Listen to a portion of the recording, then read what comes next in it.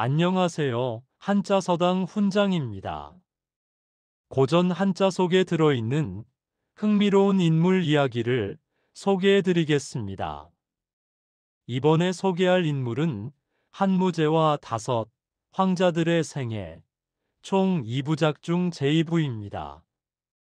그들의 생애와 역사 속에 펼쳐진 이야기를 흥미진진하게 전달하겠습니다. 그들이 남긴 역사적 교훈과 의미를 새겨보시기 바랍니다. 바로 시작하겠습니다. 기원전 87년 3월, 장안의 하늘은 무겁게 가라앉아 있었다. 무제의 장래 행렬이 무릉을 향해 천천히 움직이는 동안 제국의 모든 신하들은 검은 상복을 입고 눈물을 흘렸다. 하지만 연나라 왕도에서는 다른 분위기가 흐르고 있었다. 연왕 유다는 자신의 궁전 높은 누각에 서서 남쪽을 바라보며 입가에 희미한 미소를 띄었다. 드디어 때가 왔구나. 그는 혼잣말로 중얼거렸다. 곁에 있던 측근 신하 한 명이 조심스럽게 물었다. 대왕마마, 무슨 말씀이신지요? 유단이 천천히 돌아서며 말했다. 선제의 아들 중에 내가 가장 나이가 많다. 유불능이 제위에 오른 것은 선제의 뜻이 아니었을 것이다. 신하가 당황하며 주위를 살폈다. 마마, 그런 말씀은 위험합니다. 유다는 맹소를 지으며 말했다. 위험하다고? 내가 무엇을 두려워해야 하는가? 나는 정당한 계승자다. 저 조그만 아이가 무슨 자격으로 황제 자리에 앉았는가? 그의 목소리에는 억눌린 분노와 야망이 뒤섞여 있었다. 장안에서는 곽광이 대사마 대장군의 자리에서 모든 권력을 장악하고 있었다. 그는 매일 아침 일찍 궁궐에 들어가 어린 소재를 아련하고 모든 정사를 직접 결제했다. 천자의 옥새는 그의 손에 있었고 조정의 모든 신하들은 그의 눈치를 살폈다. 어느 날 아침 조회에서 한 신하가 조심스럽게 물었다. 대장군, 연왕께서 계속해서 조서의 정당성에 의문을 제기하고 있다는 소식이 들립니다. 곽광은 검은 관복을 단정히 입은 채 침착하게 대답했다. 연왕의 말은 들었다. 하지만 선제의 유조는 명확했다. 소제께서 정당한 황제이시다. 그의 목소리는 낮았지만 단호했다. 다른 신하가 덧붙였다. 하오나 연왕은 선제의 장남이옵니다. 혹시라도 곽광이 그의 말을 끊었다. 나이가 많다고 해서 모두가 황제가 되는 것은 아니다. 선제께서는 가장 적합한 후계자를 선택하셨다. 조정에는 무거운 침묵이 흘렀다. 연나라에서 유다는 측근들을 모아놓고 자신의 생각을 털어놓았다. 저 곽광이라는 자는 무엇인가? 무제께서 그를 신임하셨다고는 하나 지금 하는 짓을 보라. 모든 권력을 독차지하고 어린 황제를 꼭두각시로 만들지 않았는가?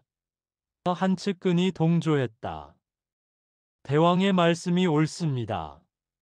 선제께서 살아계셨다면 이런 일을 결코 허락하지 않으셨을 것입니다. 유단이 주먹을 쥐며 말했다.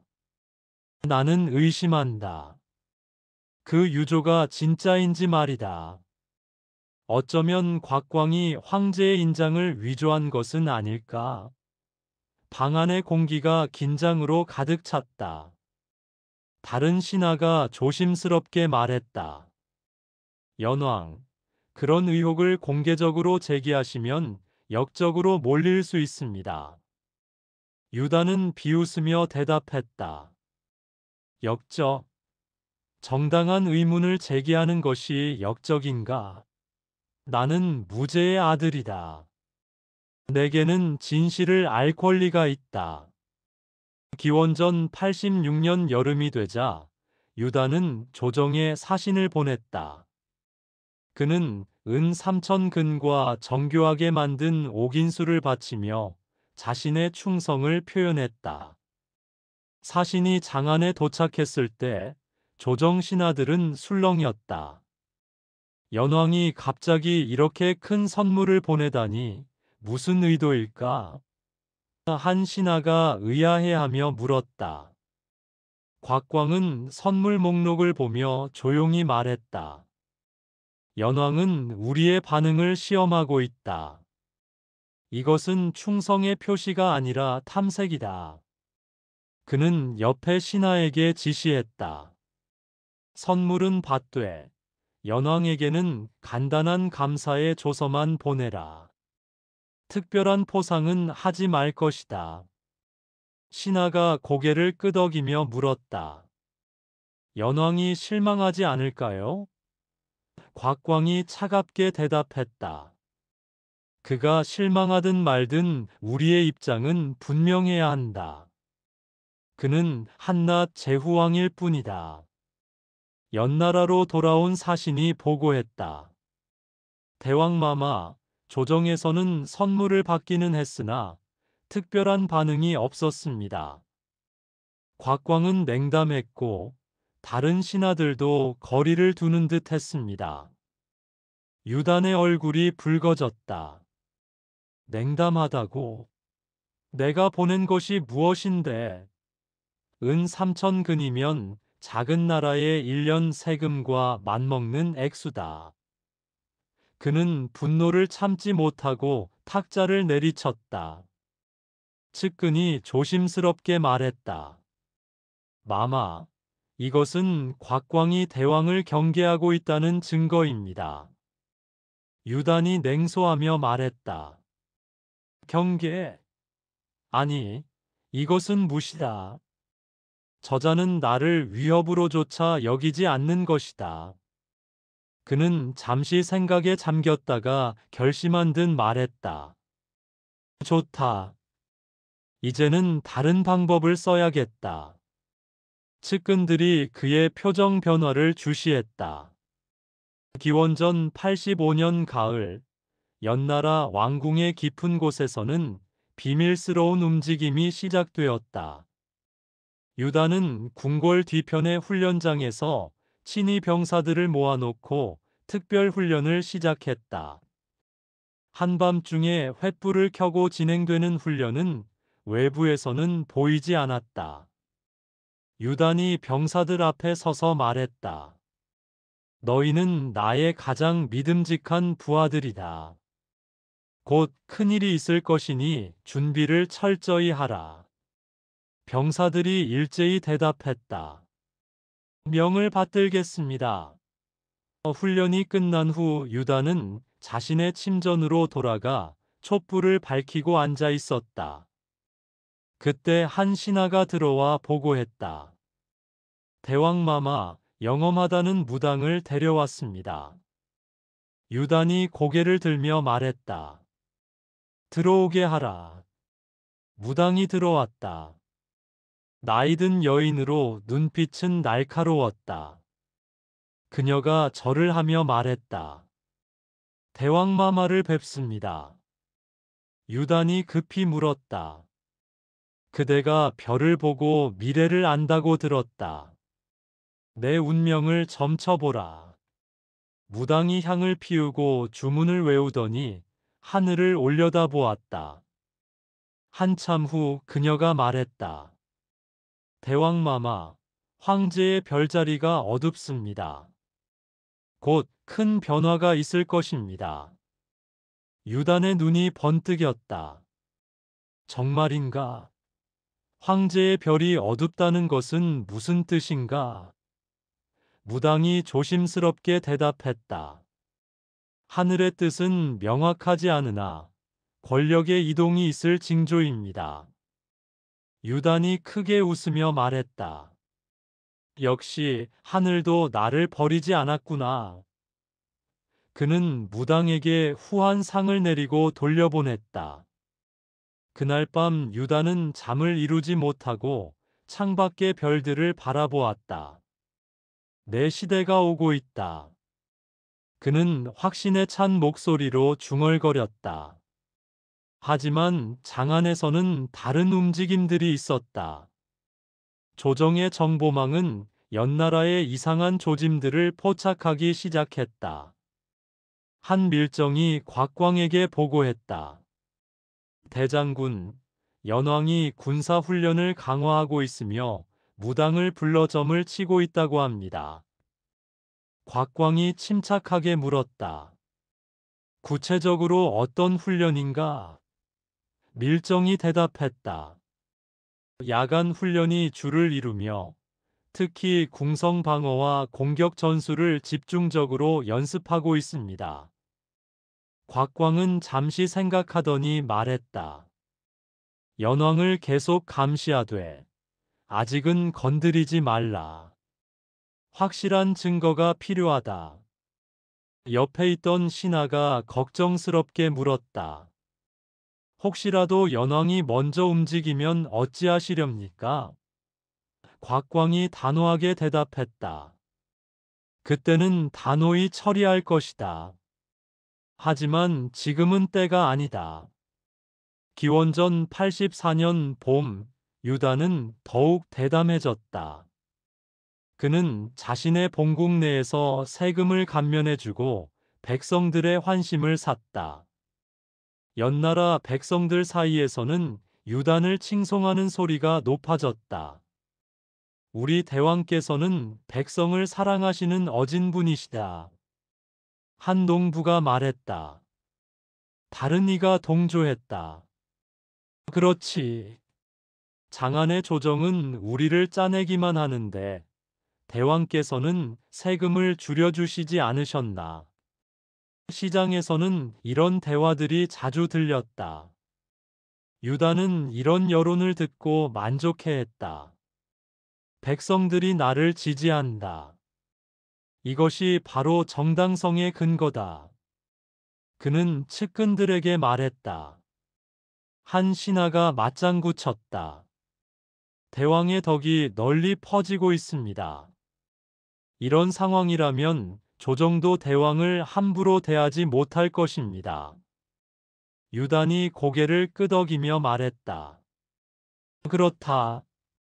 나는 백성의 마음을 얻었다. 이것이 가장 큰 힘이다. 그해 겨울, 장안에서는 염철 전매 정책을 둘러싼 논쟁이 가열되고 있었다. 무제 시대부터 시행된 이 정책은 국가가 소금과 철의 생산과 판매를 독점하는 것으로 제후왕들의 경제적 기반을 크게 약화시켰다. 연나라도 예외는 아니었다. 유다는 자신의 측근들과 이 문제를 논의했다. 염철 전매가 강화되면서 우리 본국의 수입이 해마다 줄어들고 있다. 재정 담당 신하가 보고했다. 작년에 비해 올해는 거의 30%가 감소했습니다. 유단이 분노하며 말했다. 이것이 바로 곽광의 술책이다. 제후왕들을 경제적으로 압박해서 중앙에 복종시키려는 것이지. 다른 신하가 덧붙였다. 다른 제후왕들도 같은 불만을 품고 있습니다. 특히 남쪽의 회남과 동쪽의 제나라에서도 원성이 높다고 합니다. 유단이 생각에 잠기며 말했다. 그렇다면 우리만의 문제가 아니로구나. 다른 제후왕들과 연합할 수 있지 않을까? 측근들이 서로 눈빛을 교환했다. 기원전 83년이 되자 장안 조정 내부에서도 갈등이 표면화되기 시작했다. 무제 시대의 원로 공신 상관걸은 곽광의 권력 독점에 강한 불만을 품고 있었다. 상관걸은 자신의 손녀가 소재의 황후가 된 것을 배경으로 더 큰 영향력을 행사하려 했지만 곽광은 그를 철저히 견제했다. 어느 날 상관거리 곽광을 찾아갔다. 자신의 측실의 친족을 광록대부라는 고위 관직에 임명해달라고 곽광에게 요청했다. 그러나 곽광은 이를 들어주지 않았다. 상관거리 화를 참으며 말했다. 대장군은 나를 가볍게 여기는 것이요? 곽광은 대답하지 않고 그저 침묵을 지켰다. 상관걸은 분노를 사기지 못하고 자리에서 일어나 나가버렸다. 이는 상관걸이 가문의 권력을 확장하려는 시도를 곽광이 정면으로 막은 사건이었다. 이후에도 상관걸은 자신의 친구를 관직에 임명해달라고 곽광에게 요청했다. 그러나 이 역시 황실의 외척은 권력을 함부로 행사해서는 안 된다는 원칙을 고수하며 이를 거절했다. 그날 이후 상관걸과 곽광의 관계는 완전히 틀어졌다. 상관걸은 자신의 저택에서 측근들과 불만을 토로했다. 곽광 저자는 너무 오만하다. 내가 무죄를 모시며 얼마나 많은 공을 세웠는데 저런 자가 나를 무시하다니. 한 측근이 부추겼다. 고대인, 대장군의 권력이 너무 커지고 있습니다. 이대로 가면 황실마저 위태로울 것입니다. 상관걸이 고개를 끄덕이며 말했다. 나도 그 생각을 하고 있다. 하지만 곽광은 군권을 장악하고 있어 함부로 손댈 수가 없다. 다른 신하가 조심스럽게 제안했다. 혹시 다른 세력과 손을 잡는 것은 어떠하십니까? 상관걸이 관심을 보이며 물었다. 다른 세력이라면? 신하가 낮은 목소리로 대답했다. 연왕 유단 말입니다. 그도 곽광에게 불만이 많다고 들었습니다. 상관걸의 눈빛이 변했다.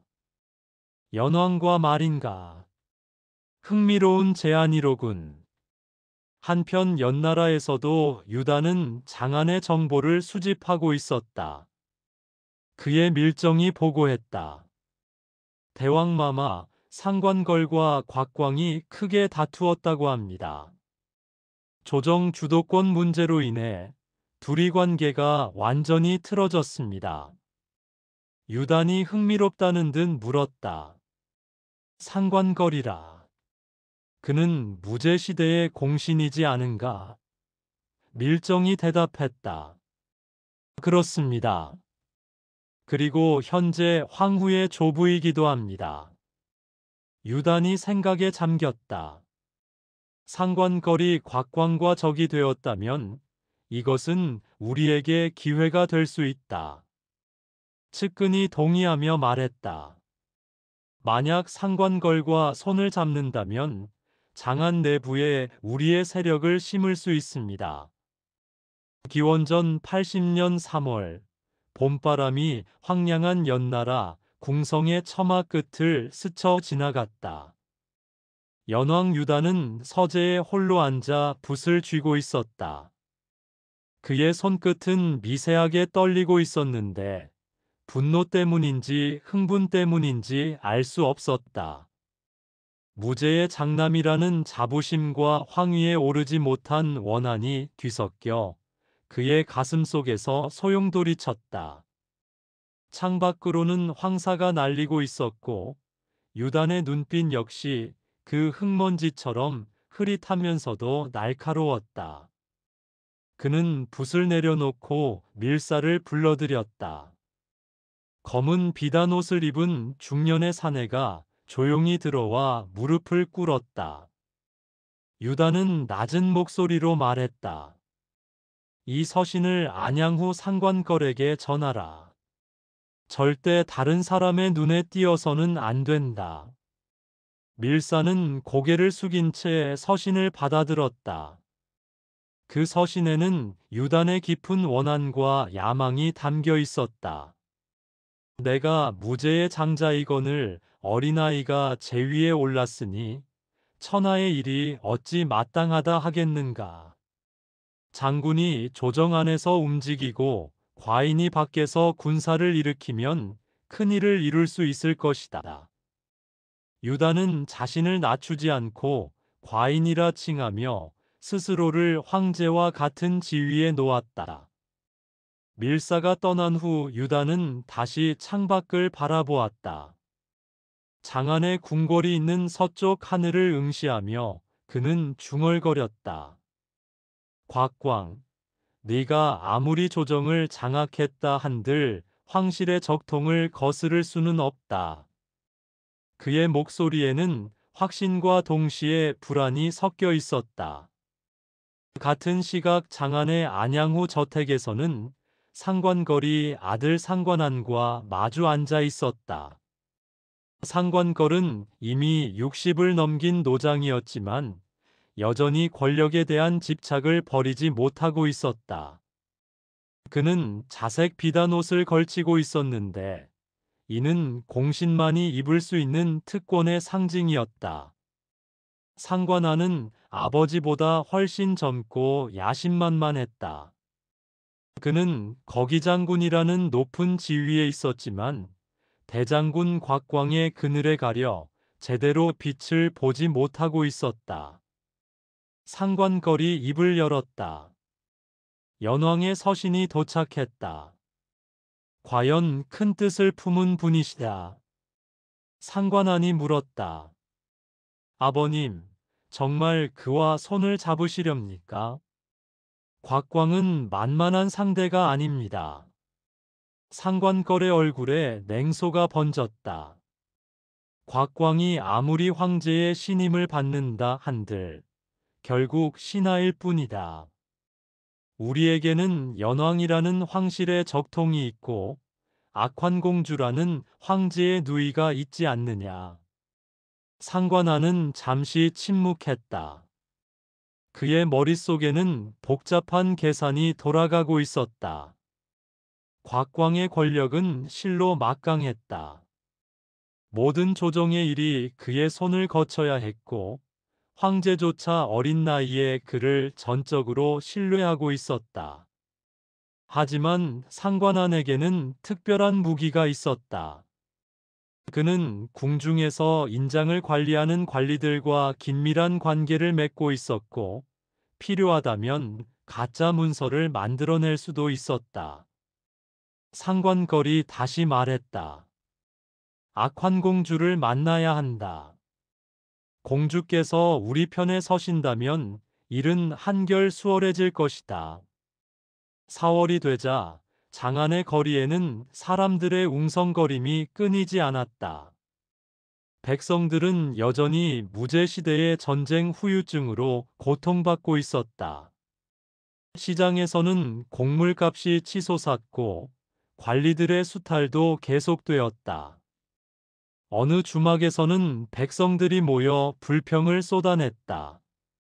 대장군 곽광이 정사를 맡은 지 여러 해가 지났건만 우리 백성의 삶은 나아지지 않았소. 무제께서 흉노를 치신 것은 좋았으나 그 대가가 너무 혹독하오. 아직도 세금이 이다지도 무거우니. 하지만 다른 이들은 곽광을 옹호했다. 그래도 곽광 대장군이 아니었으면 나라가 어찌 되었겠소. 황제께서 어리신데 누가 조정을 이끌겠소. 이런 민심의 동요 속에서 상관걸과 상관안은 악환공주의 저택을 찾았다. 공주의 저택은 화려하기 그지없었다. 금실로 술을 놓은 휘장이 바람에 나풀거렸고 궁녀들은 비단옷을 입고 시중을 들었다. 악환공주는 소재의 양육을 맡았던 특별한 지위 덕분에 황실 내에서 상당한 영향력을 행사하고 있었다. 상관걸과 상관안이 들어서자 공주는 그들을 맞이했다. 공주는 40대 중반의 나이였지만 여전히 아름다움을 간직하고 있었고 교만한 기색이 얼굴에 역력했다. 상관거리 공손히 예를 올렸다. 공주마마, 오늘 찾아뵌 것은 다름이 아니오라. 나라의 큰일을 의논하고자 함이옵니다. 악환공주가 냉소를 지으며 말했다. 나라의 큰일이라. 지금 나라의 모든 일은 곽광이 결정하지 않소. 나 같은 여인네가 무슨 일에 관여하겠소. 그녀의 목소리에는 분노가 담겨 있었다. 상관하니 조심스럽게 말했다. 공주마마께서는 곽광에게 원한이 있지 않으십니까? 악환공주의 얼굴이 일그러졌다. 원한이라고. 그자는 나의 외사인을 열후에 봉하는 것조차 거부했소. 나를 모욕한 것이나 다름없소. 외사인이란 공주의 정부를 뜻하는 말이었다. 악환공주에게는 정외인이라는 남자가 있었고 그녀는 그를 출세시키고 싶어 했다. 하지만 곽광은 원칙을 지키는 사람이었고 공주의 사사로운 청탁을 단호히 거절했던 것이다. 상관거리 기회를 놓치지 않고 말했다. 공주마마, 우리에게는 계획이 있습니다.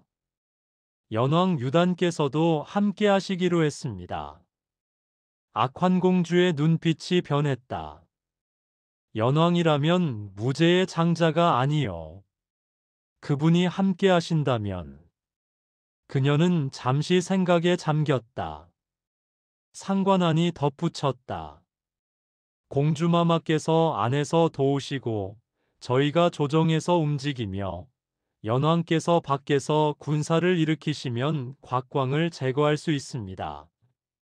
악환공주는 고개를 끄덕였다. 좋소. 내가 돕겠소. 곽광 그자가 나를 무시한 대가를 치르게 해야겠소. 세 사람은 그날 밤늦도록 구체적인 계획을 논의했다. 그들은 곽광을 제거하고 연왕 유단을 옹립하여 새로운 권력을 세우려 했다. 상관하는 자신이 장인이 될 수도 있다는 야망을 품었고 악환공주는 복수심에 불탔으며 상관걸은 최고 권력자가 되는 꿈을 꾸었다. 5월에 접어들자 반란 세력은 본격적으로 움직이기 시작했다. 연나라에서는 유단이 군사훈련을 강화했고 무기를 제작하게 했다. 그는 자신의 측근들을 모아놓고 말했다. 때가 무르익었다. 곽광이 아무리 권력을 쥐고 있다 한들 황실의 적통을 이길 수는 없다. 우리가 일어서면 천하의 제후들이 호응할 것이다. 측근들은 환호했지만 그중 몇몇은 불안한 표정을 감추지 못했다. 한 노신하가 조심스럽게 말했다. 대왕마마, 곽광은 무제께서 직접 선택하신 보필 대신이옵니다. 조정의 신임이 두텁고 군대도 장악하고 있사옵니다. 신중하셔야 합니다. 유단이 손을 내저었다. 그것이 무슨 상관이냐? 나는 무제의 장자다. 혈통으로 보나 나이로 보나 내가 황제가 되어야 마땅하다. 유단의 독단적인 태도에 신하들은 더 이상 말을 잇지 못했다. 한편 장안에서는 상관안이 더욱 대담한 계획을 추진하고 있었다. 그는 궁중에서 인장을 관리하는 하급 관리를 찾아갔다. 그 관리는 가난한 집안 출신으로 늘 돈에 쪼들리고 있었다. 상관안이 금을 내밀며 말했다. 이것을 받고 내가 시키는 대로만 하면 된다. 어렵지 않은 일이다. 관리는 망설였다. 거기 장군마마, 이것은 큰 죄에 해당하는 일입니다. 만약 발각된다면 상관안이 냉정하게 말했다. 발각되지 않으면 그만이다. 그리고 발각된다 해도 내가 너를 보호할 것이다. 하지만 거절한다면 그의 말에는 위협이 담겨 있었다. 관리는 결국 금을 받아들였다. 상관하는 그를 이용해 가짜 조서를 만들 계획이었다. 곽광을 탄핵하는 내용의 조서를 위조하여 조정을 혼란에 빠뜨리려 했다. 상관하는 인장 관리를 매수한 후 더욱 치밀하게 계획을 짜기 시작했다. 그는 악환공주의 저택을 자주 드나들며 세부적인 사항들을 조율했다. 공주는 궁중의 움직임을 살피며 곽광의 동태를 파악하는 역할을 맡았다. 어느 날 저녁 상관안이 아버지에게 보고했다. 아버님, 모든 준비가 순조롭게 진행되고 있습니다. 연왕께서도 군사를 모으고 계시고 궁중의 인장도 우리 손안에 들어왔습니다. 상관걸은 만족스러운 표정을 지었다. 잘했다. 하지만 서두르지 마라. 곽광은 예리한 자다. 조금이라도 빈틈을 보이면 모든 것이 수포로 돌아간다. 상관하니 고개를 끄덕였다. 알고 있습니다. 하지만 아버님, 한 가지 걱정되는 것이 있습니다. 무엇이냐? 황제께서 비록 어리시지만 총명하시다는 소문이 있습니다. 만약 우리의 계획을 눈치채신다면. 상관걸이 웃으며 말했다. 어린아이가 무엇을 알겠느냐? 게다가 황제는 곽광만 믿고 있다. 우리가 곽광을 제거하면 황제는 의지할 곳이 없어진다. 두 사람은 자신들의 계획이 완벽하다고 믿었다. 하지만 그들이 모르는 사이에 곽광의 정보망은 이미 움직이고 있었다. 장안의 거리에서는 이상한 소문들이 돌기 시작했다. 어떤 이들은 연나라에서 군사훈련이 강화되고 있다는 이야기를 했고, 또 어떤 이들은 상관걸의 저택에 수상한 사람들이 드나든다는 이야기를 했다. 백성들은 불안해했다. 또 전쟁이 일어나는 것은 아니겠지. 무제 시절의 전쟁도 모자라서 이제 내란이라도 일어나려는가. 주막에서 술을 마시던 한 노인이 한숨을 쉬며 말했다. 나라가 평안해야 백성이 편한 법인데 위에서 싸우면 결국 피해는 우리 같은 백성들이 보는 거예요. 6월이 되자 곽광은 더 이상 간과할 수 없는 정황들을 포착하기 시작했다. 그의 수하들이 가져온 보고는 심상치 않았다. 한 밀정이 곽광에게 무릎을 꿇고 말했다. 대장군마마, 상관걸의 저택에서 의심스러운 움직임이 있습니다.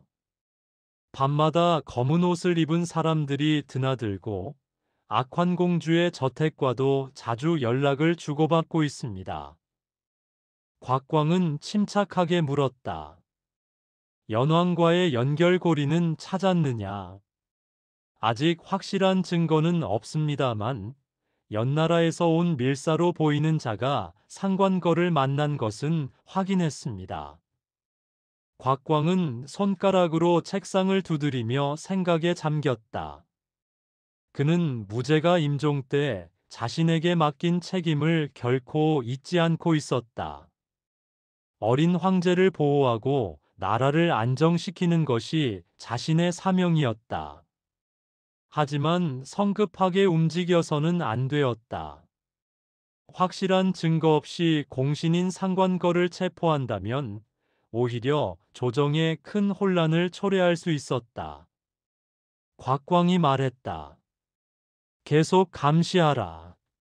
그리고 연나라의 동태도 면밀히 살펴라.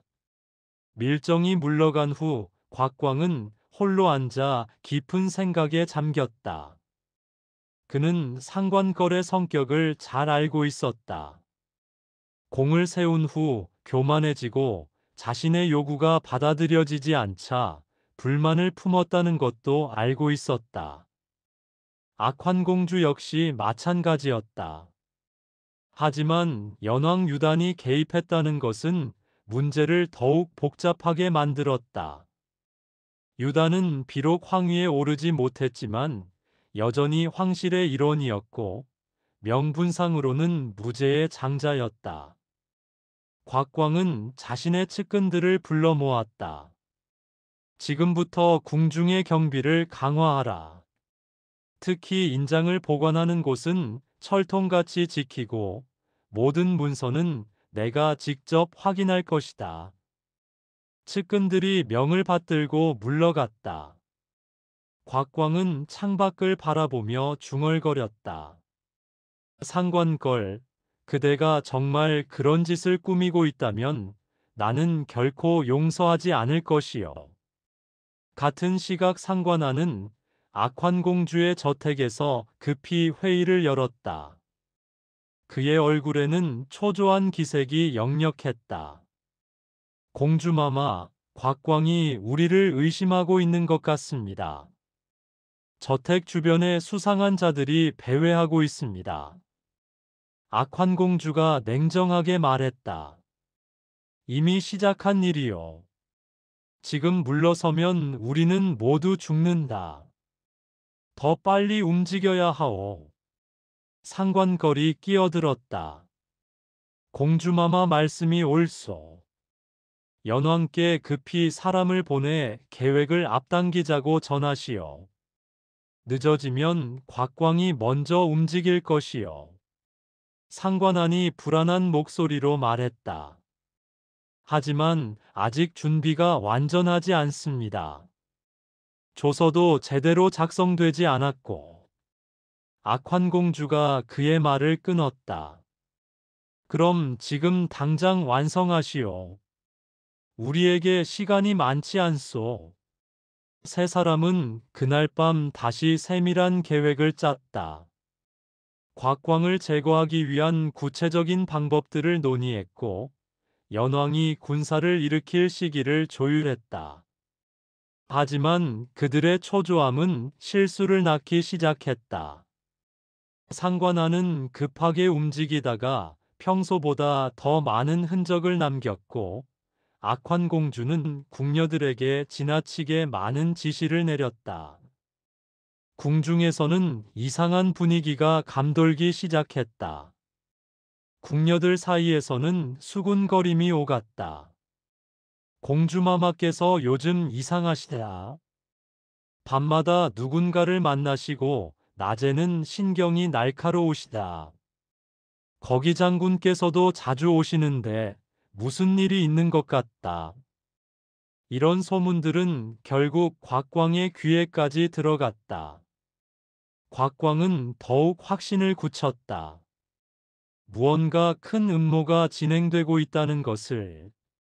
그는 황제를 아련하여 조심스럽게 말했다. 폐하, 요즘 궁중과 조정에 이상한 기운이 감돕니다. 신이 폐하를 더욱 철저히 보호하도록 하겠습니다. 어린 소재는 곽광을 신뢰하는 눈빛으로 바라보며 말했다. 경이 있으니 과인은 두렵지 않소. 경이 옳다고 생각하는 대로 하시오. 곽광은 황제의 신임에 감사하며 물러났다. 그는 자신의 결단이 옳았음을 확신했다. 무제가 자신에게 맡긴 어린 황제를 반드시 지켜내야 했다. 7월이 되자 연왕 유다는 더 이상 기다릴 수 없다고 판단했다. 그는 친히 붓을 들어 상소문을 작성하기 시작했다. 그의 서재는 긴장감으로 가득 차 있었다. 측근들은 숨을 죽이고 유단이 글을 쓰는 모습을 지켜보았다. 유단은 곽광을 탄핵하는 7가지 죄목을 나열했다. 첫째는 곽광이 군사를 사사로이 모아 반역을 꾀한다는 것이었고, 둘째는 조정의 인사를 마음대로 좌지우지한다는 것이었다. 셋째는 황제를 협박하여 자신의 뜻을 관철시킨다는 것이었고, 넷째는 국고를 사사로이 사용한다는 것이었다. 다섯째는 제후들을 억압하여 황실의 권위를 떨어뜨린다는 것이었고, 여섯째는 현명한 신하들을 배척하고 자신의 사람들만 등용한다는 것이었다. 마지막 일곱째는 황실을 능멸하고 스스로 왕이 되려 한다는 것이었다. 유다는 글을 다 쓴 후 만족스러운 표정을 지었다. 이 상소문이 조정에 도달하면 곽광은 끝이다. 그가 아무리 권력을 쥐고 있다 해도 이런 중대한 죄목 앞에서는 변명할 수 없을 것이다. 하지만 한 노신하가 조심스럽게 간언했다. 대왕마마, 이 상소문의 내용이 사실에 근거한 것입니까? 만약 근거가 없다면 오히려 대왕마마께 화가 미칠 수 있습니다. 유단이 화를 내며 말했다.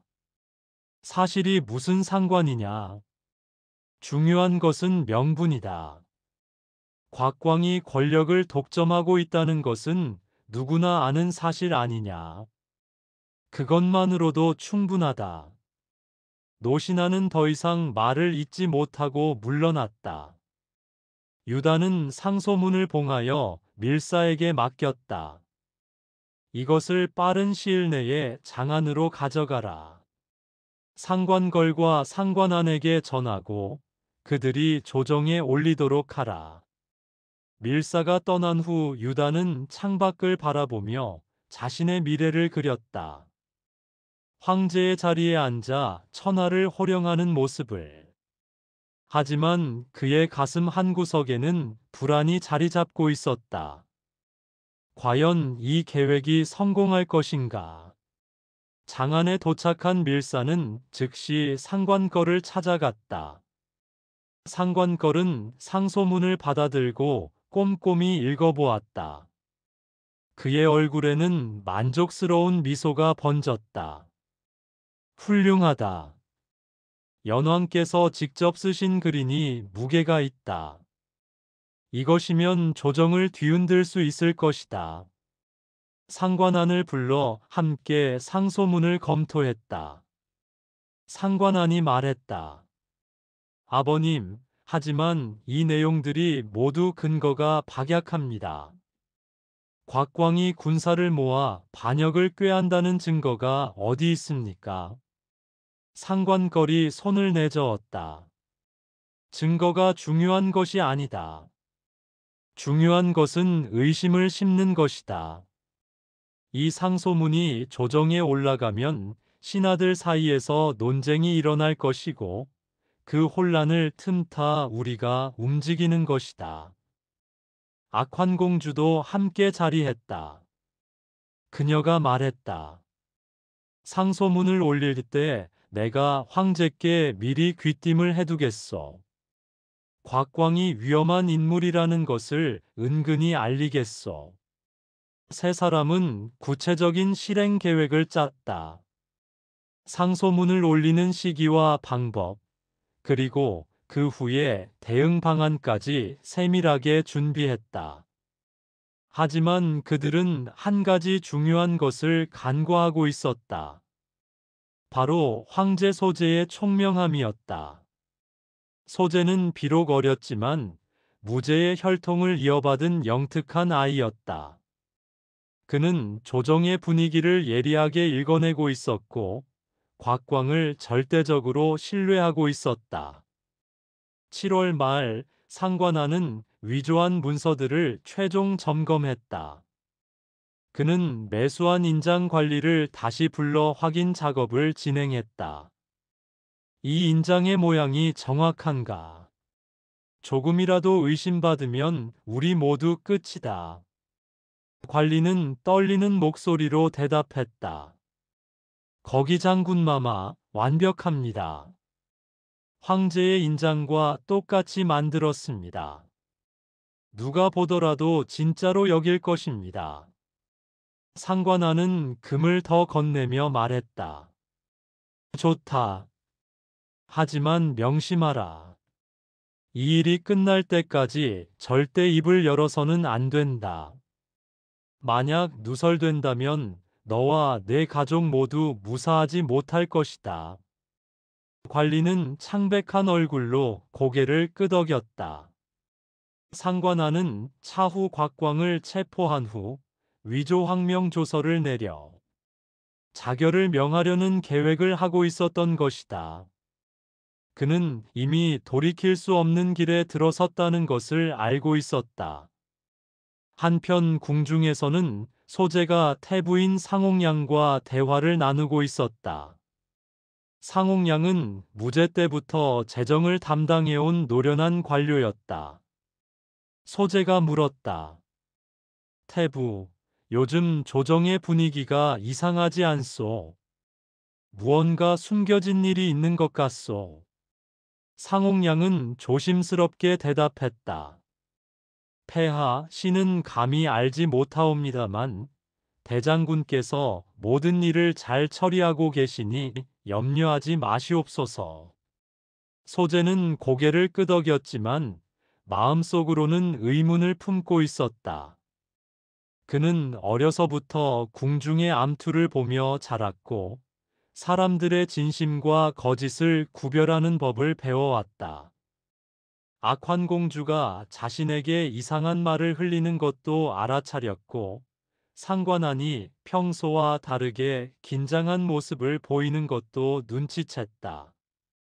하지만 그는 어리다는 이유로 자신의 의견을 함부로 드러내지 않았다. 곽광을 믿고 기다리는 것이 현명하다고 판단했다. 8월 초 드디어 연왕 유단의 상소문이 조정에 도착했다. 상관걸이 직접 상소문을 받들고 조회에 참석했다. 조정의 대신들이 모인 자리에서 상관걸은 엄숙한 표정으로 말했다. 연왕 유단께서 급히 상소를 올리셨습니다. 대장군 곽광의 7가지 죄목을 탄핵하는 내용입니다. 조정이 술렁이기 시작했다. 신하들은 서로의 얼굴을 쳐다보며 놀라움을 감추지 못했다. 곽광은 침착한 표정으로 자리에 앉아 있었지만 그의 눈빛은 차갑게 식어 있었다. 상관걸이 상소문을 낭독하기 시작했다.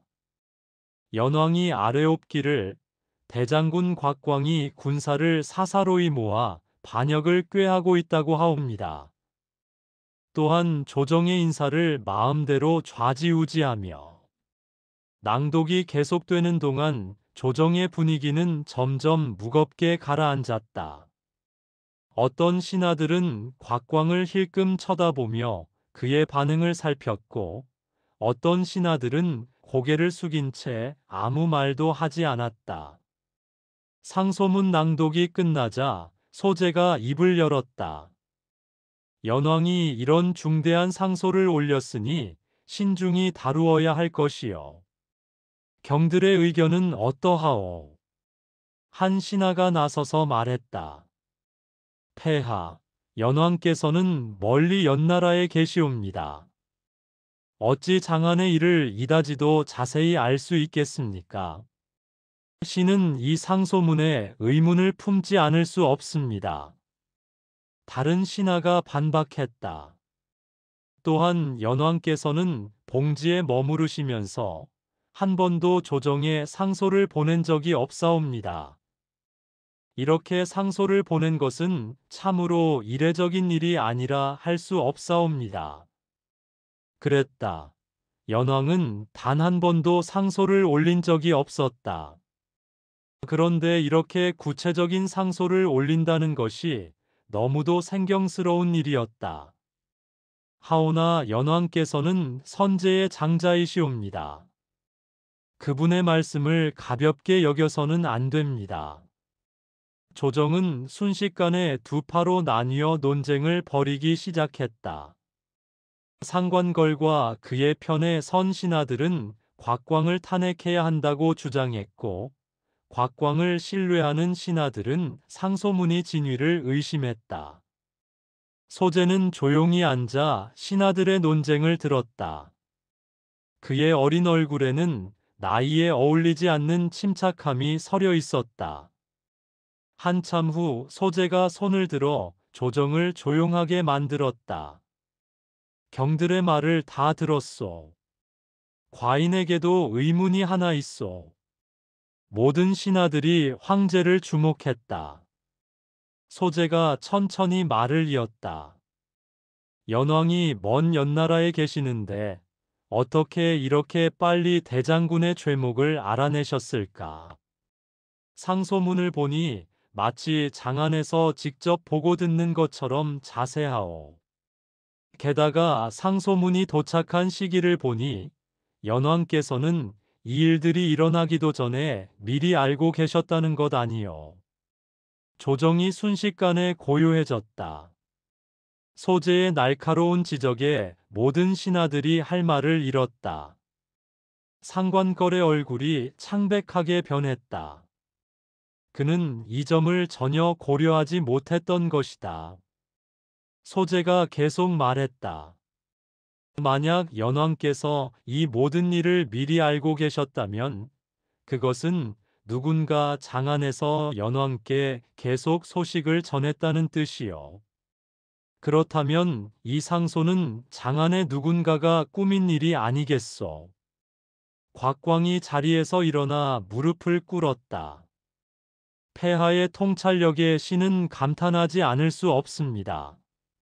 신이 이미 조사한 바로는 이 상소문은 장안의 일부 세력이 연왕을 이용하여 조정을 어지럽히려는 음모입니다. 소재가 고개를 끄덕이며 말했다. 경의 충성을 과인이 모르지 않소. 경은 선제께서 직접 선택하신 보필 대신이고 과인을 지금까지 잘 보살펴 주셨소. 과인은 경을 믿소. 이상소는 필시 문제를 만들어 조정을 뒤흔들려는 의도를 가지고 있는 듯하오. 대장군께서는 이를 철저히 파악하여 보고하시오. 상관걸은 식은땀을 흘리며 자리에 앉아 있었다. 계획이 어긋나기 시작한 것이다. 조회가 끝난 후 곽광은 즉시 움직였다. 그는 자신의 측근들을 불러 명령을 내렸다. 지금 당장 상관걸과 상관안의 저택을 포위하라. 그들이 도망치지 못하도록 모든 출입구를 봉쇄하라. 측근들이 신속하게 움직였다. 한편 악환공주의 저택에서는 급박한 회의가 열렸다. 악환공주가 다급하게 말했다. 황제가 우리의 계획을 눈치챘소. 만약 불려가서 신문을 당한다면 우리의 계획이 낱낱이 밝혀질 것이요. 어떻게 하면 좋겠소? 상관걸이 떨리는 목소리로 말했다. 아직 끝난 것이 아니요. 우리에게는 아직 군사가 있고 연왕께서도 계시오. 상관안이 창밖을 내다보며 말했다. 아버님, 저택 밖에 군사들이 모여들고 있습니다. 곽광이 우리를 체포하여 신문하려는 것 같습니다. 상관걸의 얼굴이 흑빛으로 변했다. 이럴 수가. 이렇게 빨리 움직일 줄은 몰랐다. 악환공주가 비명을 질렀다. 우리는 어떻게 되는 것이요? 내가 황실의 공주인데 감히 나를 어쩌겠다는 것이요? 하지만 아무도 대답하지 못했다. 그들은 이미 자신들의 운명이 끝났다는 것을 깨닫고 있었다. 만약 관련자들이 모두 체포되어 신문을 받는다면 모든 일이 드러날 것이 뻔하였다. 밖에서는 곽광의 군사들이 저택을 완전히 포위했다. 한 장수가 큰 소리로 외쳤다. 안양후 상관걸과 거기장군 상관하는 황명을 받들어 즉시 나와 체포에 응하라. 저항하면 역적으로 간주하여 일족을 멸할 것이다. 상관걸은 절망에 빠졌다. 그는 평생 공을 세워 이 자리까지 올라왔지만 순간의 욕심으로 모든 것을 잃게 되었다. 상관하는 칼을 빼들며 말했다. 아버님, 저들과 싸웁시다. 어차피 죽을 바에야 싸우다 죽는 것이 낫지 않습니까? 하지만 상관걸은 고개를 저었다. 소용없다. 곽광의 군사는 수천 명이고 우리는 고작 몇십 명뿐이다. 저항해봤자 더 참혹한 죽음을 맞을 뿐이다. 악환공주는 자리에 주저앉아 울기 시작했다. 내가 무슨 잘못을 했다고 이런 일을 당해야 하는가?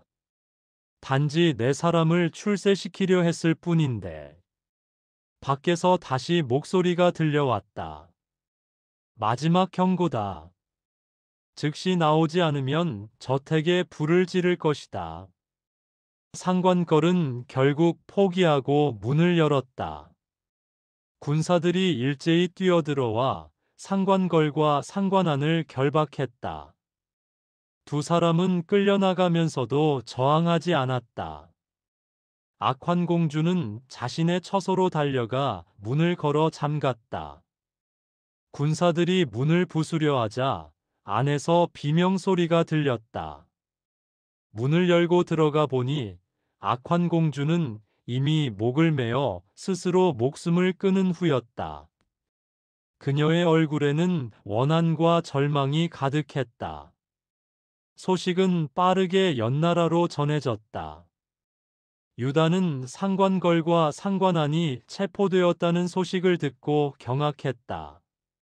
이럴 수가. 계획이 완전히 무너졌다. 측근들이 급히 모여들었다. 한 신하가 말했다. 대왕마마, 지금이라도 장안으로 군사를 보내야 합니다. 상관걸을 구해내야 합니다. 다른 신하가 반대했다. 대왕마마, 이미 때가 늦었습니다. 곽광은 이미 모든 것을 알고 있습니다. 지금 군사를 일으키면 반역으로 규정되어 대왕마마께 더 큰 화가 미칠 것입니다. 유다는 방안을 서성이며 고민했다. 그의 마음속에는 분노와 두려움이 뒤섞여 있었다. 자신이 무죄의 장자라는 자부심과 어린 황제에 대한 질투가 이 지경까지 자신을 몰아왔지만 이제 와서 후회해도 소용없었다. 며칠 후 장안에서 사신이 도착했다. 사신은 황제의 조서를 가지고 왔다. 연왕 유다는 거짓 상소로 조정을 어지럽히고 역적들과 결탁하여 반역을 도모했다. 이는 용서할 수 없는 대역죄이다. 연왕은 스스로 목숨을 끊어 죄를 사하라. 유다는 조서를 받아들고 무릎이 꺾였다. 그는 자신의 운명이 끝났다는 것을 깨달았다. 측근들이 울며 간청했다. 대왕마마, 아직 방법이 있을 것입니다. 황제께 용서를 빌어보시옵소서. 하지만 유다는 고개를 저었다. 소용없다. 내가 곽광을 너무 얕잡아 봤다. 그자는 무제께서 선택하신 인물이다. 내가 어찌 그를 이길 수 있었겠는가. 유다는 마지막으로 자신의 서재로 들어가 문을 닫았다. 그는 창밖을 바라보며 자신의 일생을 돌아보았다. 두 명의 형이 죽은 후 무죄의 장자가 되어 큰 기대를 받았지만 결국 황위에 오르지 못했고 불만과 원한에 사로잡혀 반역까지 도모했다. 이제 모든 것이 끝났다. 유다는 칼을 들어 스스로 목을 찔렀다. 피가 흘러내리며 그의 의식이 흐려졌다. 마지막 순간 그는 중얼거렸다. 아버님, 불효자가 이렇게 갑니다. 9월, 장안에서는 역적들에 대한 처벌이 진행되었다. 상관걸과 상관안은 조정에 끌려나와 공개적으로 신문을 받았다. 곽광이 직접 신문을 주재했다. 상관걸, 그대는 무제 시절부터 공을 세워 안양 후에 봉해진 공신이여. 어찌하여 이런 대역죄를 저질렀소? 상관걸은 고개를 숙인 채 대답했다. 신이 욕심에 눈이 멀었습니다. 대장군께서 신의 청을 들어주지 않으시자 원한을 품었고 연왕의 유혹에 넘어가 이런 일을 꾸몄습니다. 곽광이 차갑게 말했다. 그대는 자신의 욕심을 채우기 위해 나라를 혼란에 빠뜨리려 했어. 이는 용서받을 수 없는 죄요. 상관안도 끌려 나왔다. 그는 아버지보다 더 완강하게 저항했다. 대장군, 당신이 권력을 독점하고 있지 않소. 우리가 무엇을 잘못했소? 곽광이 냉정하게 대답했다. 나는 선제의 명을 받들어 어린 황제를 보필하고 있을 뿐이요. 그대들은 사사로운 욕심으로 황실을 위협했소. 그것이 바로 죄요. 신문이 끝난 후 형이 선고되었다. 상관걸과 상관안은 일족이 모두 멸해지는 주멸형에 처해졌다. 이는 가장 무거운 형벌로 삼족이 모두 죽임을 당하는 것이었다. 형이 집행되는 날 장안의 백성들이 모여들었다. 어떤 이들은 역적들의 최후를 보기 위해 왔고, 어떤 이들은 권력의 무상함을 느끼기 위해 왔다. 상관걸은 형장으로 끌려가면서 하늘을 올려다보았다. 내가 평생 공을 세웠건만 이렇게 비참하게 죽다니. 상관하는 끝까지 저항했지만 소용없었다. 두 사람은 결국 참수되었고 그들의 가족들도 모두 처형되었다. 장안의 거리에서는 백성들이 이 사건에 대해 이야기했다. 권력이란 참으로 무서운 것이요. 한순간에 모든 것을 얻을 수도 있고 한순간에 모든 것을 잃을 수도 있어. 곽광 대장군은 역시 대단하시오. 역적들의 음모를 모두 꿰뚫어 보셨소. 하지만 연왕께서도 불쌍하시오. 무죄의 장자이셨는데 이렇게 비참하게 돌아가시다니. 주막에서는 한 노인이 탄식하며 말했다. 황실의 권력 다툼은 끝이 없구나. 선제 때도 그랬고 지금도 그렇고 결국 피해는 백성들이 보는 것이지. 궁중에서는 소제가 곽광과 마주 앉아 있었다. 소제가 말했다. 경 덕분에 큰 난을 피할 수 있었소. 과인이 경을 믿기를 잘했소. 곽광이 무릎을 꿇고 대답했다. 신은 다만 선제의 명을 받들었을 뿐입니다. 폐하께서 현명하게 판단하셨기에 역적들의 음모가 무너진 것입니다. 소제는 창밖을 바라보며 깊은 생각에 잠겼다. 이번 사건을 통해 그는 많은 것을 배웠다. 권력이란 얼마나 위험한 것인지, 사람의 욕심이 얼마나 무서운 것인지, 그리고 충성스러운 신하가 얼마나 귀한 것인지를 깨달았다.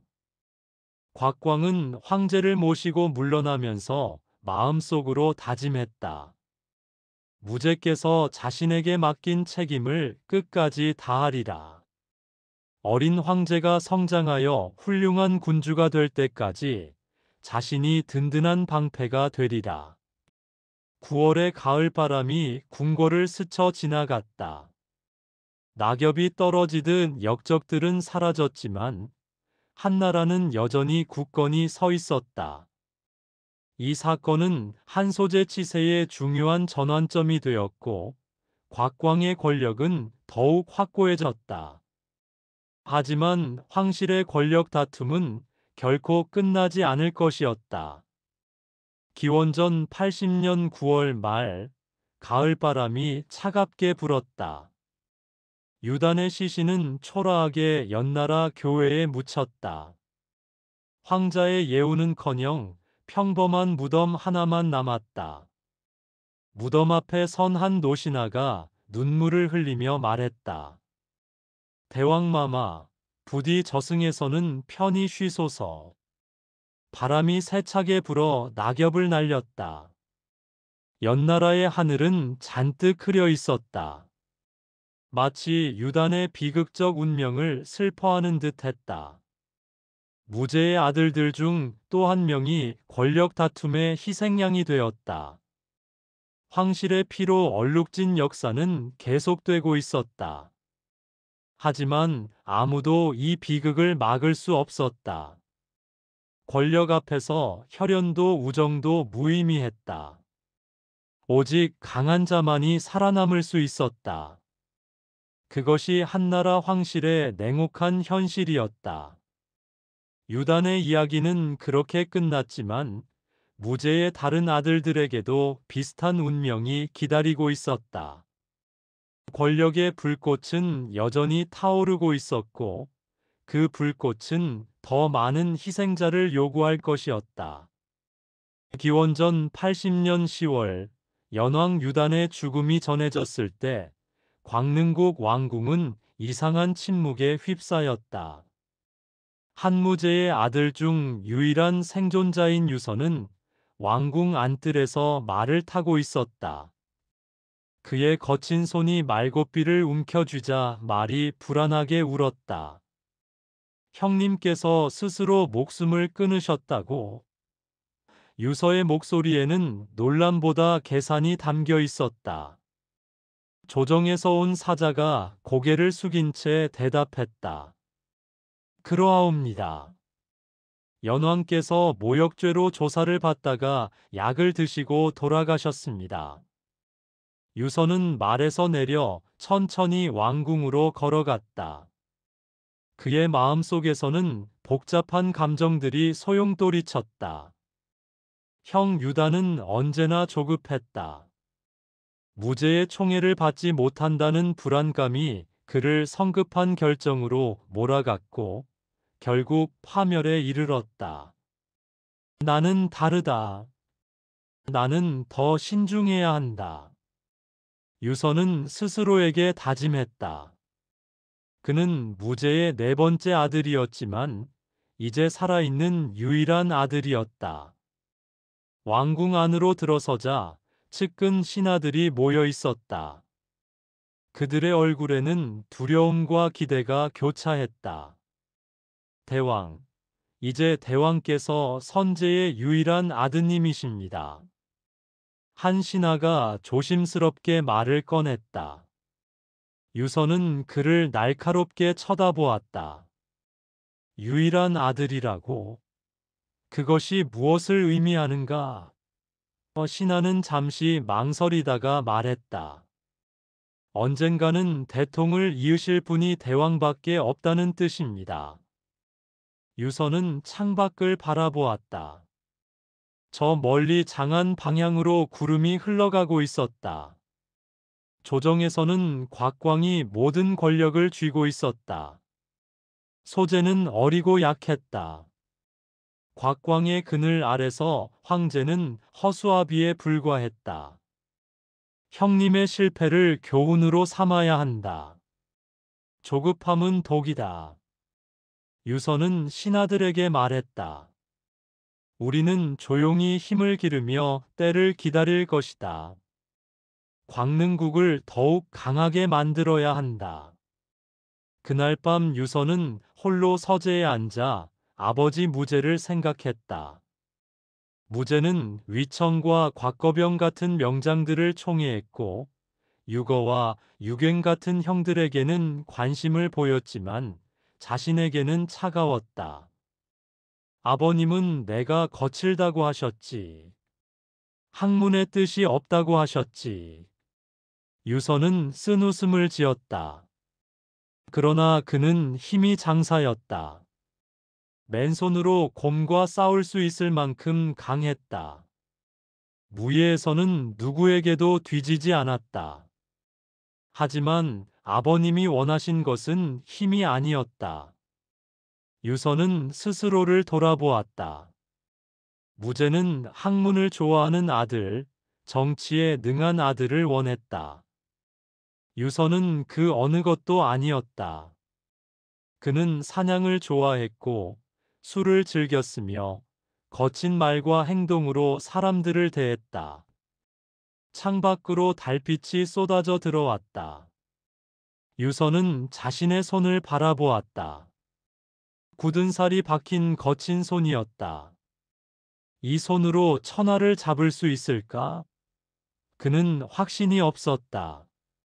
하지만 이제 선택의 여지가 없었다.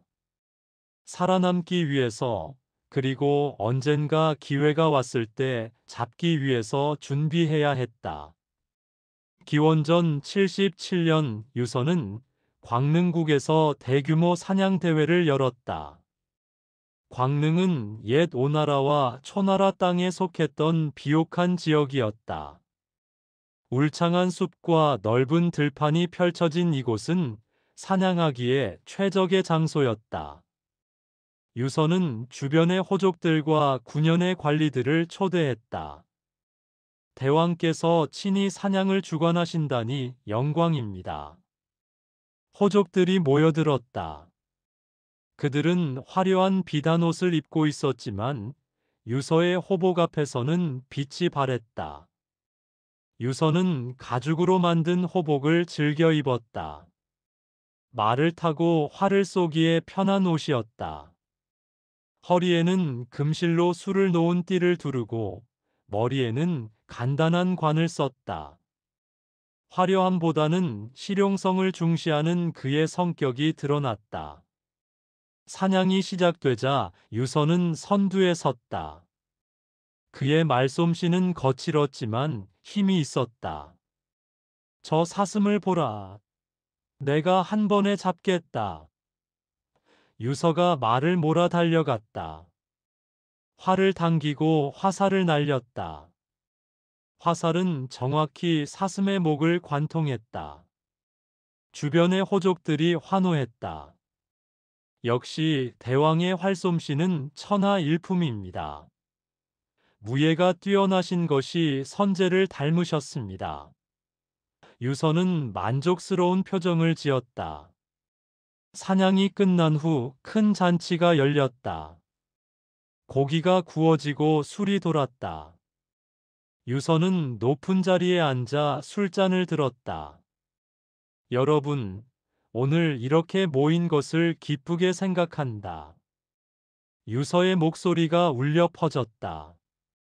나는 비록 마청은 아니지만 선제의 피를 이은 자로서 책임을 느낀다. 호족들이 조용히 귀를 기울였다. 유서는 계속해서 말했다. 한나라는 위대하다.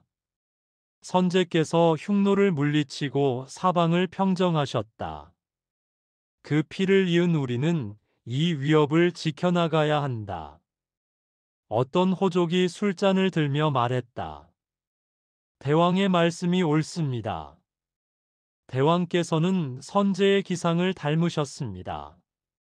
유서는 술을 단숨에 들이켰다. 나는 힘이 세다. 맨손으로 곰과도 싸울 수 있다. 하지만 힘만으로는 부족하다는 것을 안다.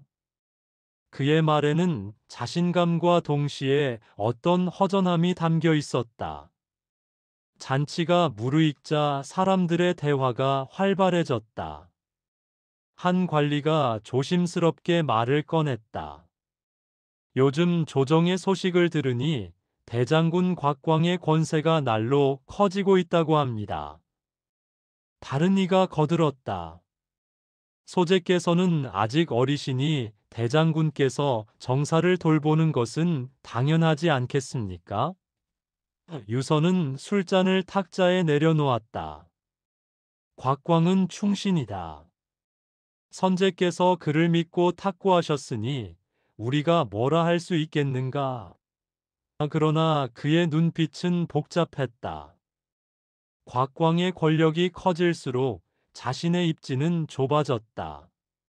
한 호족이 말했다. 대왕께서는 광릉을 잘 다스리고 계십니다. 백성들이 대왕의 덕을 칭송합니다. 유서는 고개를 끄덕였다.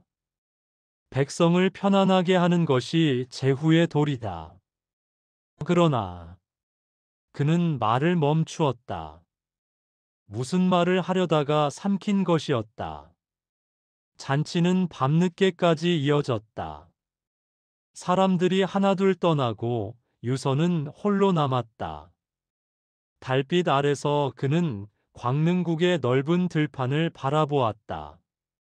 나는 여기서 만족해야 하는가? 유서는 스스로에게 물었다. 그러나 그의 마음 깊은 곳에서는 다른 목소리가 들렸다. 너는 황제의 아들이다. 단순한 제후로 만족할 수 없다. 바람이 불어와 그의 옷자락을 흔들었다.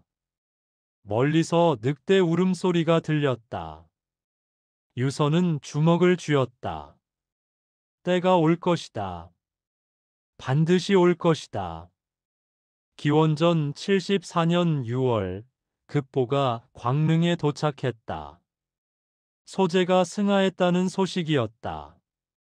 유서는 왕궁의 정전에서 조정사자를 맞이했다.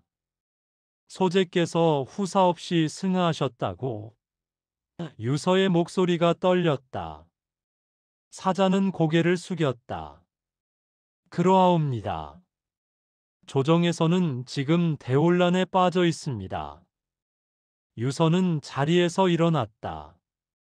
그의 심장이 빠르게 뛰었다. 이것은 기회였다. 천재일우의 기회였다. 나는 선제의 유일한 아들이다. 유서가 말했다. 종묘사직을 이을 사람은 나밖에 없다. 사자는 아무 말도 하지 못했다. 유서의 말이 틀린 것은 아니었다. 무제의 직계 혈통 중에서 살아있는 사람은 유서뿐이었다. 유서는 신하들을 불러 모았다. 소재께서 승하하셨다. 이제 누가 황제가 되어야 하는가? 신하들이 서로를 바라보았다. 한 신하가 조심스럽게 말했다. 대왕께서 선제의 아드님이시니 당연히 대왕께서 즉위하셔야 합니다. 다른 신하가 덧붙였다. 다만 조정의 대장군 곽광이 계시니. 유서는 손을 들어 그를 가로막았다. 곽광이라 해도 나를 거스를 수 없다. 나는 정통 혈통이다. 그날부터 유서는 즉위 준비에 들어갔다. 그는 장안으로 갈 준비를 시작했다. 황제의 예복을 준비하고 의장대를 정비했다. 내가 황제가 되면 가장 먼저 무엇을 해야 하는가? 유서는 측근들에게 물었다. 한 신하가 대답했다.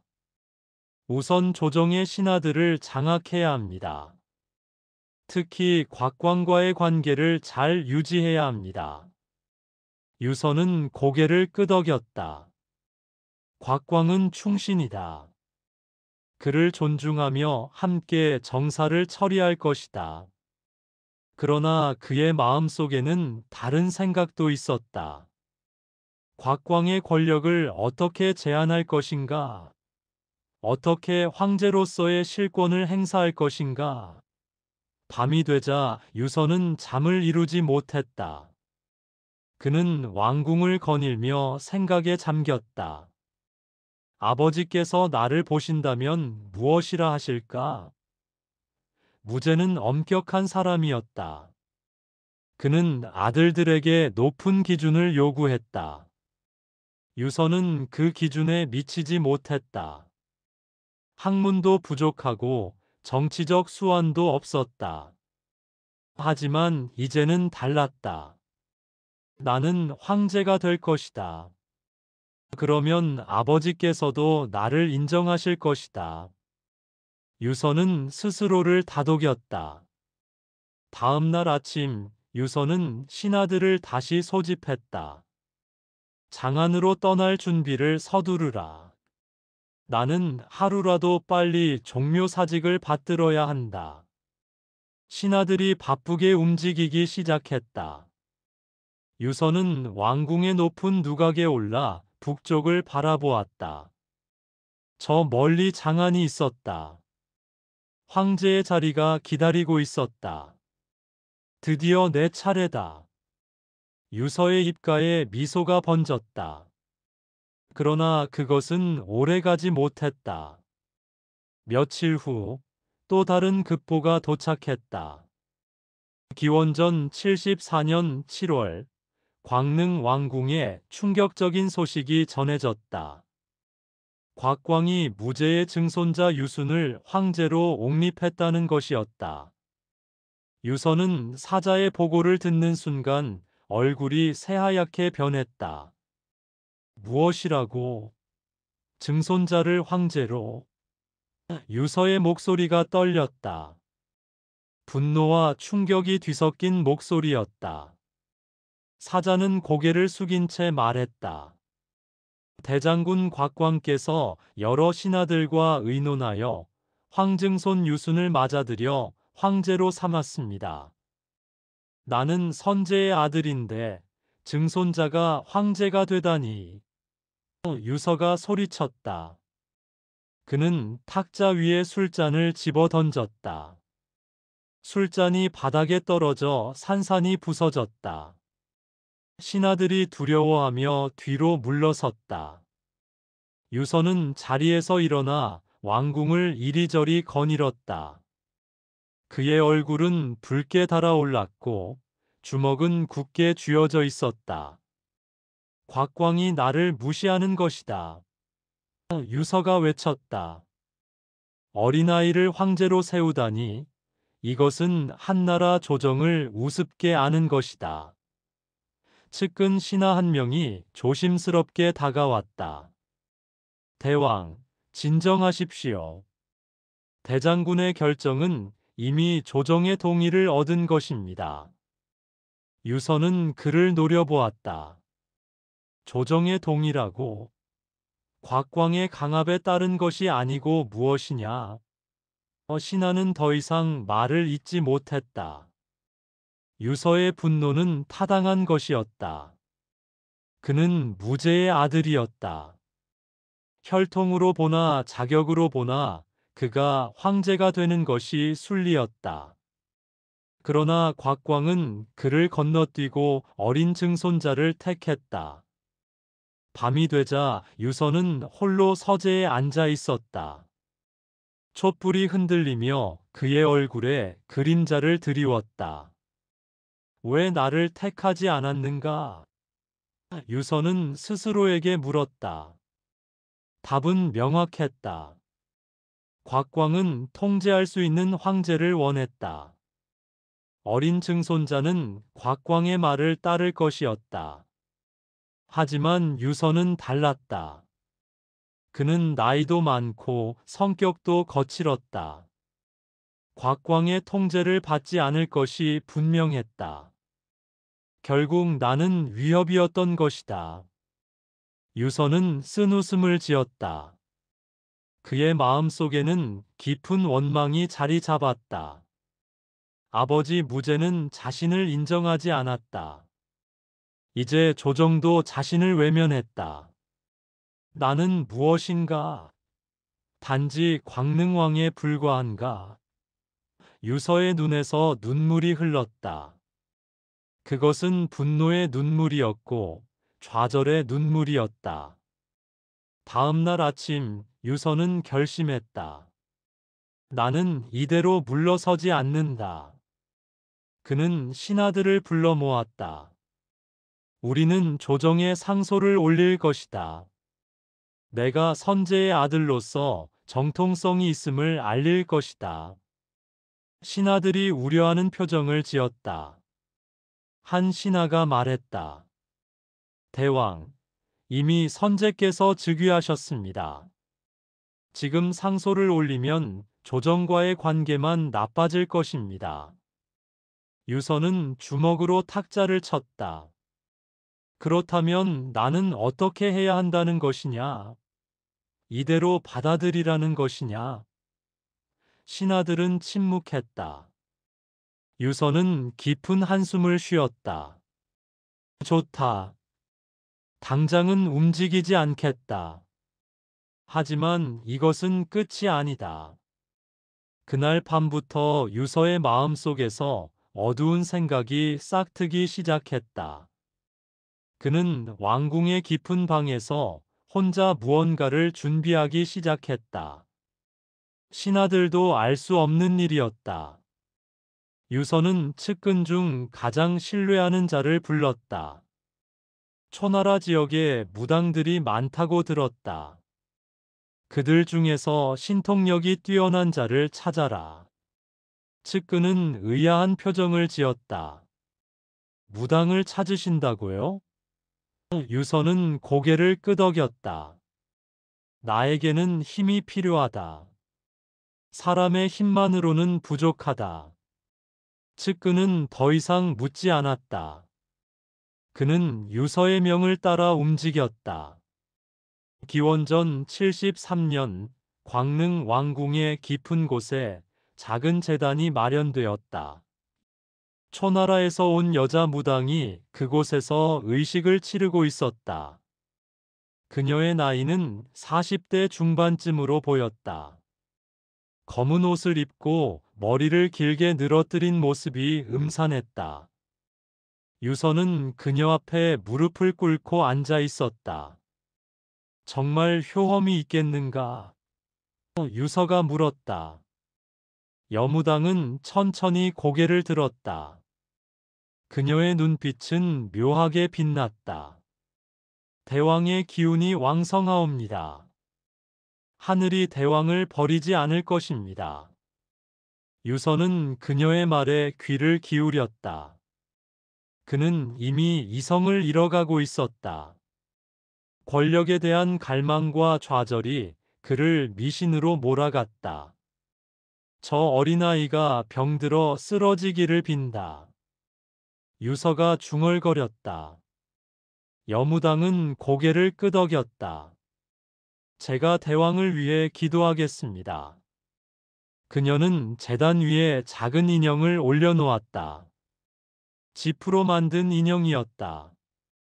그녀는 그 인형에 붉은 천을 감고 주문을 외우기 시작했다. 유서는 그 광경을 지켜보았다. 촛불이 흔들리며 그림자를 만들어냈다. 방 안에는 향 냄새가 가득했다. 하늘이시여, 부디 제 소원을 들어주소서. 유서는 두 손을 모아 빌었다. 이것이 얼마나 어리석은 행동인지 그는 깨닫지 못했다. 그는 다만 자신의 좌절을 어떻게든 해소하고 싶었다. 몇 달이 지났지만 아무 일도 일어나지 않았다. 선제는 건강했고 조정은 안정적으로 운영되었다. 유서는 점점 더 조급해졌다. 기원전 72년 유서는 여무당을 다시 불렀다. 왜 아무 일도 일어나지 않는가? 여무당은 침착하게 대답했다. 대왕, 하늘의 뜻은 쉽게 이루어지지 않습니다. 더 많은 기도가 필요합니다. 유서는 금과 비단을 내놓았다.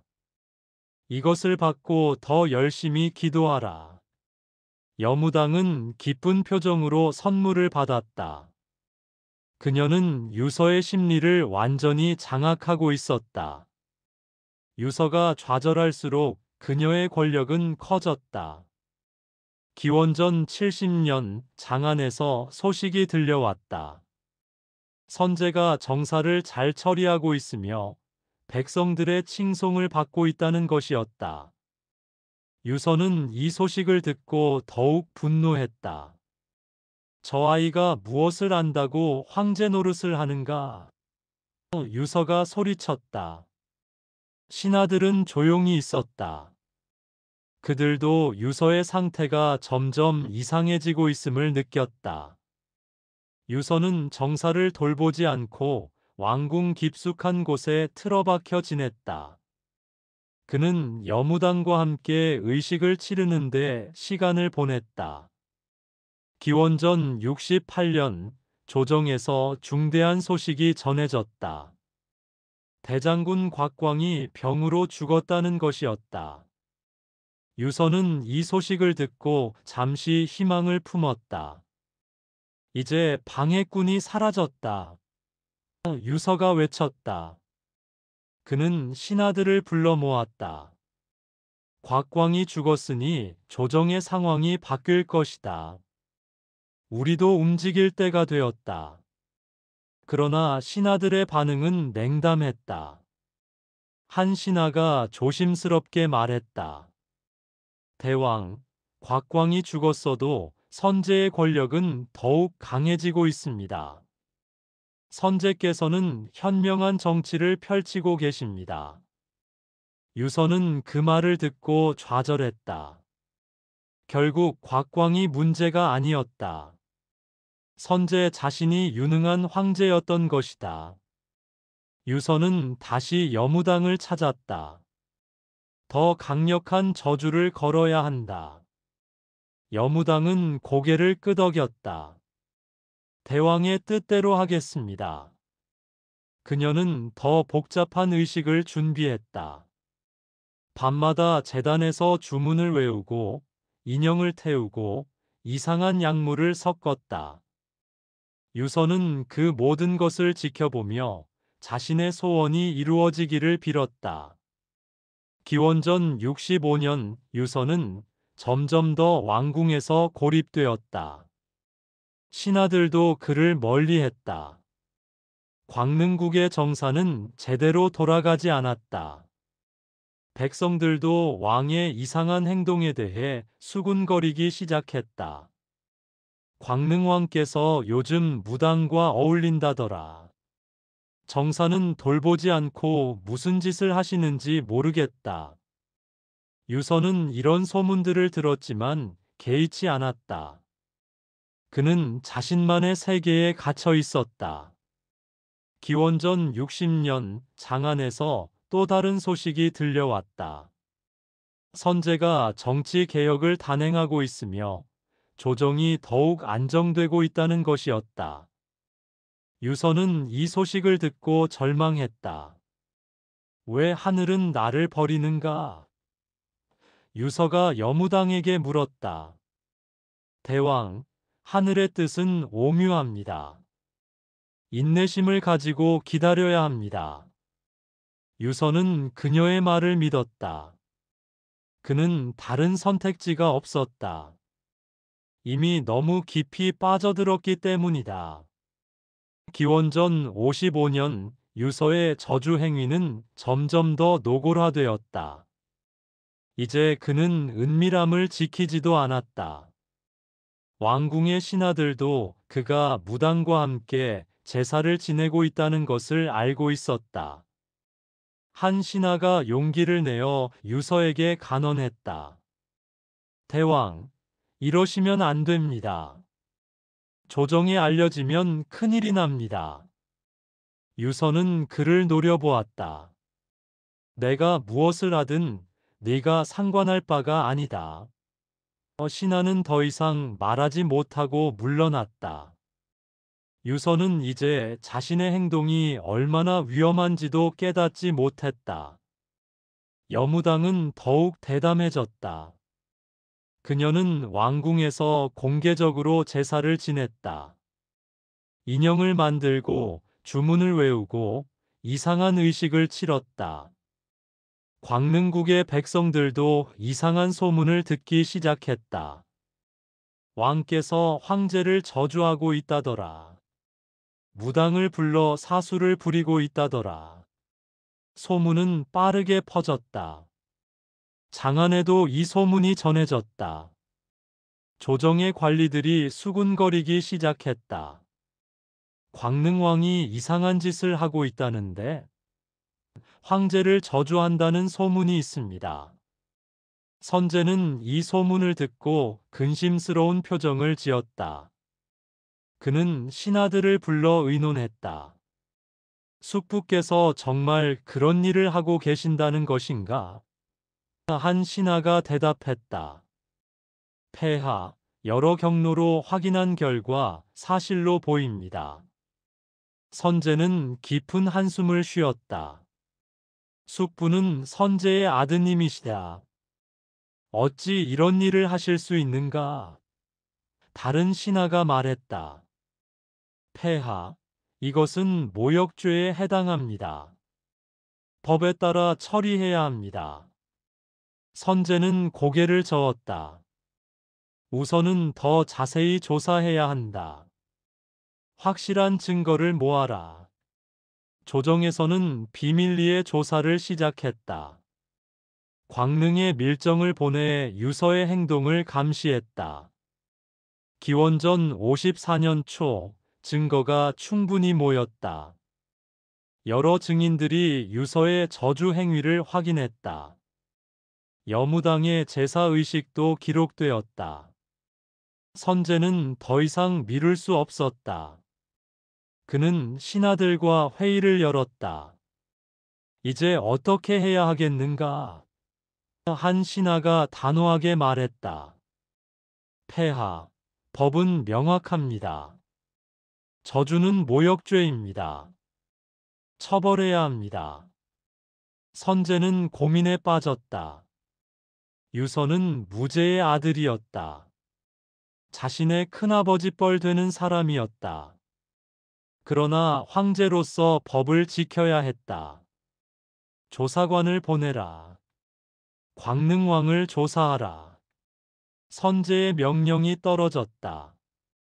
기원전 54년 6월 조정의 사자가 광능에 도착했다. 그들은 황제의 조서를 가지고 왔다. 유서는 왕궁에서 사자들을 맞이했다.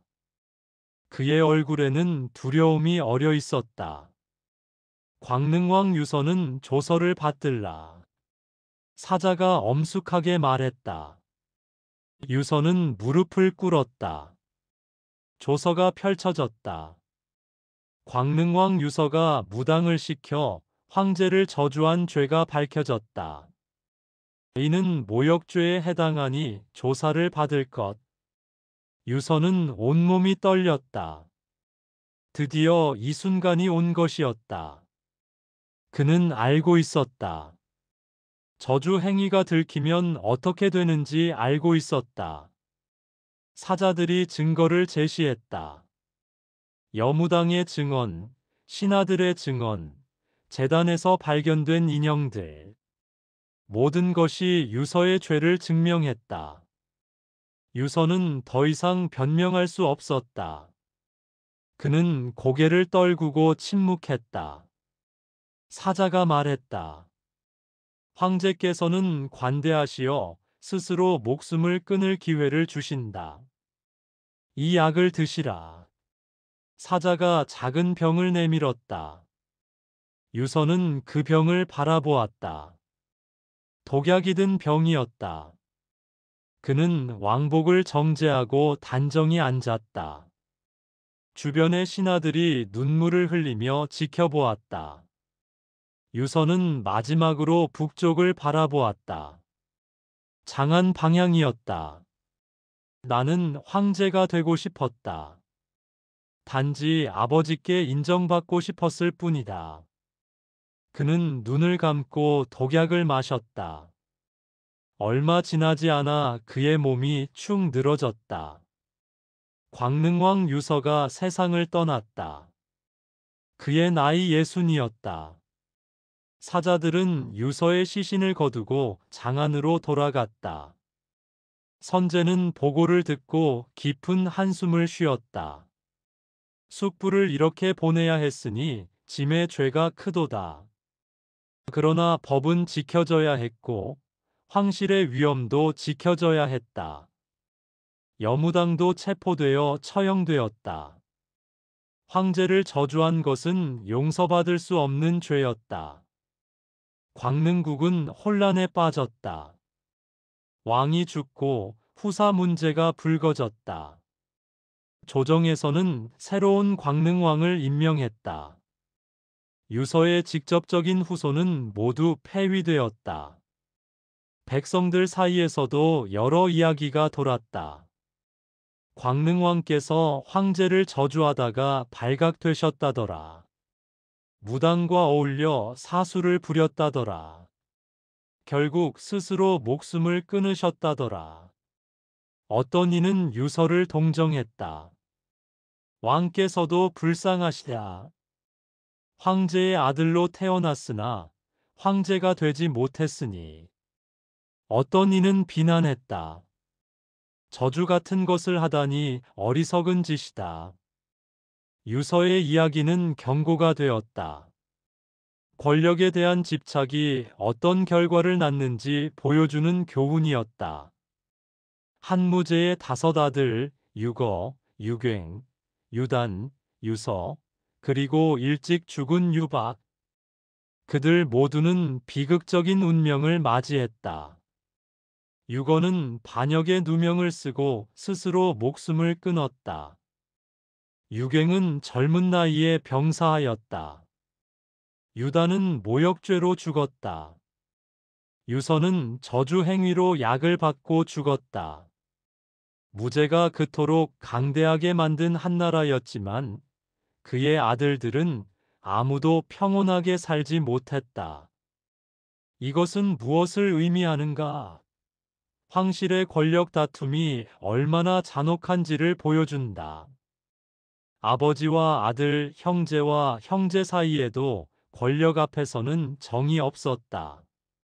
무제는 위대한 황제였다. 그는 흉노를 물리치고 영토를 넓혔으며 한나라를 강대국으로 만들었다. 그러나 그의 가정은 행복하지 못했다. 그의 아들들은 모두 불행했다. 이것은 권력의 대가였다. 무제는 황제로서는 성공했지만 아버지로서는 실패했다. 그는 아들들에게 사랑을 주지 못했다. 엄격함과 의심만 주었다. 유거는 아버지의 사랑을 받지 못해 불안했다. 유갱은 아버지에게 인정받으려 애썼다. 유다는 좌절 속에서 반역을 꿈꿨다. 유서는 미신에 빠져 스스로를 파멸시켰다. 그들 모두는 한 가지 공통점이 있었다. 바로 아버지 무제의 인정을 원했다는 것이다. 그러나 무제는 냉정했다. 그는 황제였고 황제에게는 사사로운 정이 허락되지 않았다. 조정의 관리들도 이 비극을 지켜보았다. 선제의 아드님들이 모두 불행하게 돌아가셨다. 권력이란 것이 참으로 무섭구나. 백성들도 이야기했다. 황제의 아들로 태어나는 것이 복일까, 화일까? 권력을 가진 자들의 삶은 평범한 우리와는 다르구나. 한선제 유수는 이 모든 것을 보며 깊이 생각했다. 그는 무제의 증손자였지만 민간에서 자랐다. 백성들의 고통을 알았고 권력의 무서움도 알았다. 짐은 숙부들과 같은 실수를 반복하지 않을 것이다. 한선제는 다짐했다. 그는 신중하게 정사를 처리했다. 인재를 등용하고 백성을 돌보았다. 권력에 집착하기보다는 나라를 잘 다스리는 데 집중했다. 한무제의 아들들의 비극은 역사에 기록되었다. 반고는 한서 무오자전에 이들의 이야기를 상세히 기록했다. 후세 사람들이 교훈을 얻기 바라는 마음에서였다. 권력은 사람을 변화시킨다. 욕망은 사람을 파멸로 이끈다. 황실의 화려함 뒤에는 언제나 피와 눈물이 있었다. 이것이 한무제 5 아들들이 남긴 교훈이었다. 그들의 비극은 개인의 불행을 넘어 제국 체제의 구조적 모순을 드러냈다. 황제 제도는 강력한 통치를 가능하게 했지만 동시에 인간적인 행복을 빼앗았다. 왕자로 태어난다는 것은 축복이 아니라 저주였다. 그들은 태어날 때부터 권력 다툼의 중심에 서야 했다. 자유로운 삶을 살 수 없었고 진정한 사랑을 받을 수 없었다. 한무제의 5 아들들, 그들은 역사 속에서 비극의 상징으로 남았다. 그들의 이야기는 권력이 얼마나 위험한 것인지, 욕망이 얼마나 사람을 망치는지를 보여준다. 후세 사람들은 이 이야기를 읽으며 경계해야 한다. 권력을 추구할 때는 신중해야 하고, 욕망을 절제할 줄 알아야 한다. 그리고 무엇보다 중요한 것은 사람이 사람답게 사는 것이다. 권력과 지위보다 더 중요한 것이 있다는 것을 잊지 말아야 한다. 한무제의 아들들은 그것을 깨닫지 못했다. 그래서 그들은 모두 비극적으로 생을 마감했다.